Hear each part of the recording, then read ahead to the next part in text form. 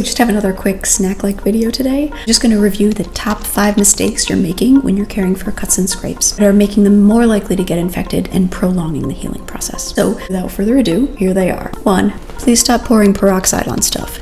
I know, peroxide is a great way to kill germs. I get that. But this is not the way to do it. The way peroxide works is that it causes cells to break open. It lyses the bacterial cells, which kills them, which is great.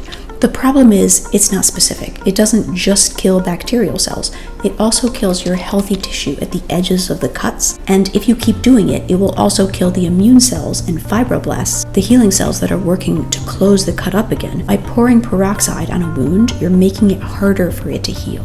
2.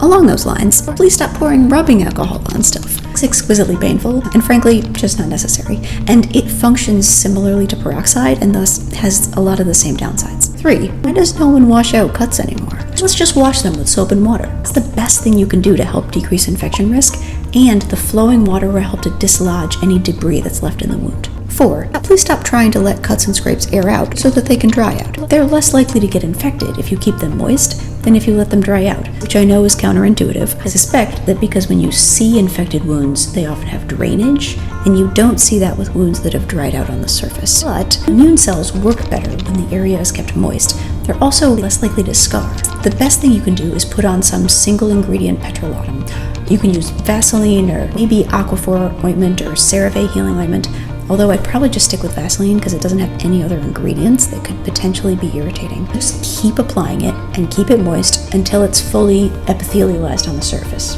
until it's fully closed up.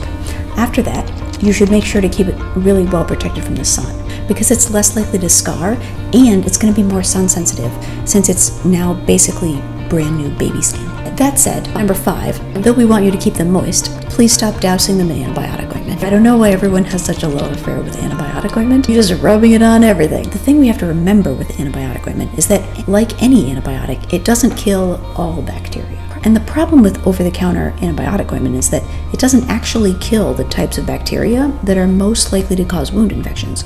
So not only is it not helpful, but it may actually be making it more likely for you to get a wound infection. This is because it doesn't kill the problematic bacteria, but it can kill other bacteria, maybe some of your healthy bacteria that live on your skin. These other types of bacteria aren't going to cause infection, but they take up space, making it harder for the dangerous bacteria to multiply. If we kill a bunch of the healthy bacteria, they make a bunch of space for the dangerous bacteria to move in and multiply faster, making it more likely that there'd be enough dangerous bacteria in the area to cause a wound infection. So there you have it.